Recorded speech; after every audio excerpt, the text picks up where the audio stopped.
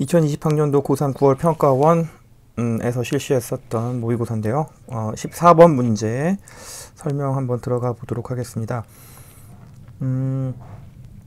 이런 유형의 문제가 요즘에 또 이제 조금씩 나오고 있죠. 다른 모의고사에서도 많이 보이고 있는데, 자, 이제 어떻게 접근할지 한번 확인을 한번 해보도록 합시다. 보기 내용은 일단 거두절미하고 기억과 니은에 대한 부분만 좀 이제 확인을 한번 해보도록 할게요.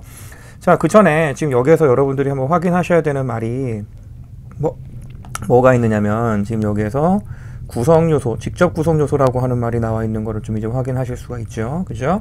그래서 이 직접 구성요소라고 하는 거에 대해서 한번 생각을 한번 해볼 건데, 뭐냐면은 합성어나 파생어 같은 경우에는 두 개 이상의 형태로 이루어진 말이라는 건 다 알고 있잖아요. 그거를 일단 두 개로 쪼갠다라는 이야기인 거예요. 일단은 두 개로. 예컨대 빨간색으로 한번 빨간색으로 가볼까요? 뭐 중요하진 않지만, 자, 샘물이라고 하는 단어가 이렇게 있다고 할 때, 얘 같은 경우는 두 개로 쪼갰을 때 샘과 물로 이렇게 나누어진다라는 걸 확인할 수가 있단 말이야. 이렇게 둘로 쪼갰을 때 요 하나 이런 것들을 각각 직접 구성 요소라고 한다라는 거야. 그러니까 이렇게 형태소가 두 개일 때는 크게 문제가 되지가 않아요.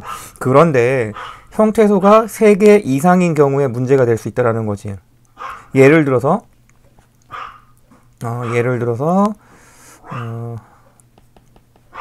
샘물터라고 하는 말을 한번 해볼까요? 그럼 얘 같은 경우에는 일단 둘로 쪼개는 겁니다. 둘로 쪼갤 때 샘 플러스 물터가 자연스러우냐, 혹은 샘물 플러스 터가 자연스러우냐, 이런 거 둘로 일단 고려를 해서 이게 조금 더 자연스러운 것 같다. 그러면 일단 얘는 샘물과 터의 결합으로 되어 있구나라고 하는 걸 확인하는 거. 이게 직접 구성 요소 분석이라는 거예요.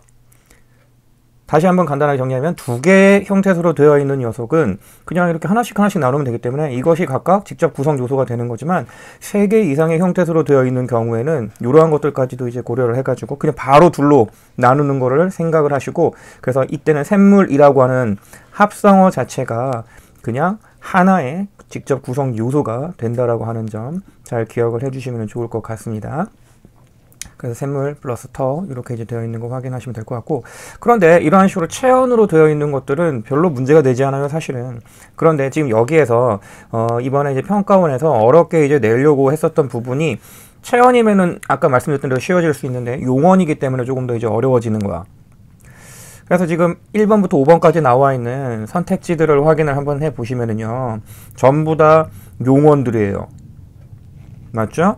자, 일단 그래서 이제 하나씩 보시면서 이야기 계속 한번 이어가 보도록 하겠습니다. 일단은요. 자, 먼저 이제 첫 번째 이제 기억에서 이야기하는 거. 자, 어간이 3개 이상의 구성 요소로 이루어진 경우입니다. 어간이 3개 이상의 구성 요소. 3개 이상의 형태소라는 이야기죠. 맞죠? 자, 그럼 일단 제일 먼저 해야 되는 작업, 어간을 찾아봅시다. 쌤이 맨날 이야기하는 거, 어간을 찾는 방법. 첫 번째 뭐였었지? 기본형. 그리고 두 번째 활용을 시키는 거야. 바로 어미 고를 붙여. 자, 내리쳤다. 기본형. 내리치다. 내리치고. 자, 이렇게 해서 어간은 내리치까지라는 거 확인할 수 있어. 맞죠? 자, 이렇게 어간을 확인을 했는데, 자, 그럼 어간이 3개가 맞느냐? 어간이 3개 이상의 구성으로 되어 있느냐? 자, 얘는 기본형. 원래 내리다라고 하는 어근에 치라고 하는 이런 전미사가 붙은 형태라는 거 확인할 수 있겠죠?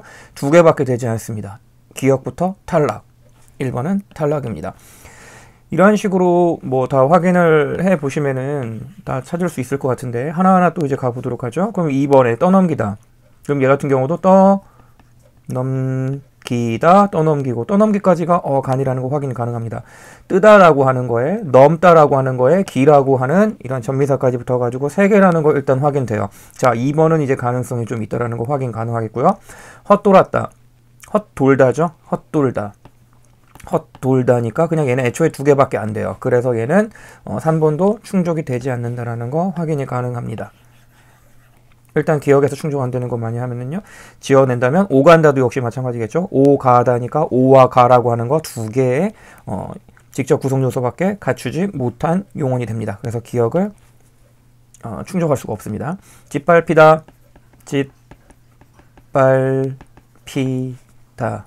짓밟히고, 이렇게 해서 지금 이 같은 경우는 짓과 밥, 그리고 전미사 히까지 이렇게 해서 3개의 것으로 3개의 구성 요소로 되어 있는 거 확인할 수 있습니다. 그러면 이제 답은 2번 아니면 5번이 될 건데, 자, 이렇게 한번 생각을 한번 해봅시다. 그러면 이제 나눠놓고 봅시다. 뜨다.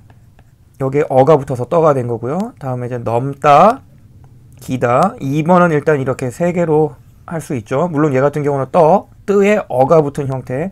떠로 뭐 생각을 하셔도 뭐 상관없겠지만 일단 이렇게 한번 정리해 놓고요.